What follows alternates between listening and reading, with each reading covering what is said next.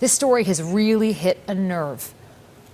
It sure has, Farah. I have heard from dozens and dozens of veterans who are outraged by this. And some of them knew about this before. It was really starting to pick up in the veterans community because they were so hurt and felt so betrayed that somebody who was seeking help, who was on the upswing according to many friends who are close to him, who I've spoken to, in his mental health and his physical health, and then suddenly this happens. It speaks to the lack of trust that a lot of veterans have in the system. They believe the government would rather see them die than pay for them to live. That is not borne out by what we're seeing in terms of the facts, and we have to keep in mind that in that particular scenario, it was a one offer to that veteran, which we're still investigating. But the fact that this is how it would feel to them says a lot about how they feel the government is treating them and a lot about how they feel Canadians feel about them. And that raises serious questions about the system. First broke this summer. A Veterans Affairs Canada employee suggested medically assisted dying to a veteran who wanted treatment for post-traumatic stress disorder and a traumatic brain injury.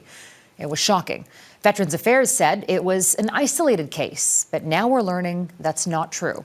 Mackenzie Gray joins me now. Mackenzie, tell us what was revealed during the House of Commons Standing Committee on Veterans Affairs today.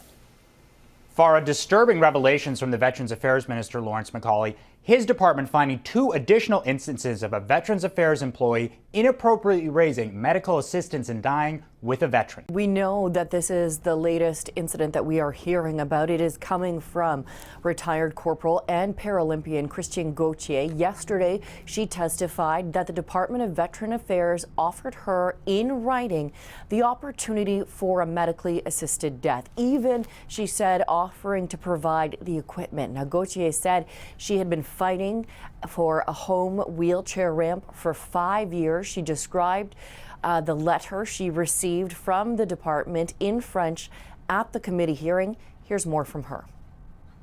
With respect to MAID, I have a letter in my file because I had to face that as well. I have a letter saying that if you are so desperate, madam, we can offer you MAID, medical assistance in dying. When you said earlier, and I'm quoting you, you said this has already been done for others. What were you referring to exactly? What he told me directly, and this is not something I heard in the recording, what he told me directly was that he was told in his original phone call where he was offered MAID that she said, we can do this for you because I've done it before. And one veteran that we've done this before, after we completed MAID, after we killed him, we are now have supports in place for his wife and his 2 children. That is what he told me transpired. Okay. Okay. I'm a little bit astonished by all of this. According to you, and you have a transcription, what can you actually tell us on the content?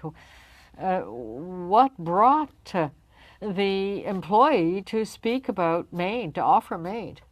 He doesn't know either. And he asked that exact same question to the VAC manager. And she also said, I don't know. I don't know where the heck that came from. But he was asking for a completely separate service and supports for neurological injuries. And she said, oh, just by the way, if up the road you have suicidal thoughts, and this is what he told me she said, it's better than blowing your brains out against the wall. That is what he told me she said. Very sensitive of her. Okay.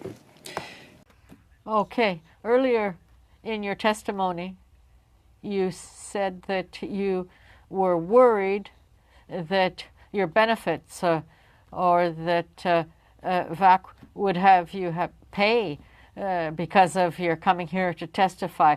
And I'd like to ask you what makes you say that. Human nature. People can be vindictive. And here I am contradicting. I listened to the live testimony on Wednesday, and there were 3 points that I believe to be untrue. One, I do not believe that the call was that was not recorded. I do not believe that, and neither does the veteran as part of the transcripts. I believe that is untrue. And it was also avoided that MAID was pushed as opposed to, oh, by the way, this is something that may be offered. It was pushed because he said the words in the transcript, "Why did you ask this of me? Why are you talking about this?" Well, just in case, up the road. She was pushing it like a bad used car salesman. It was pushed. And he asked about the legality of it. How is this legal? He asked the VAC manager. How is this legal? This can't be legal. You can't push this on people. And that is not reflective of the testimony that I heard on Wednesday. And that makes me angry. Because integrity is doing the right thing regardless of the consequences. And I know that I'm threatening two people's jobs today by saying this. I'm aware of that, and that is why I fear for my benefits. Because two people, I do believe, were not speaking the truth on Wednesday, and they could lose their job over it. That's why I'm nervous.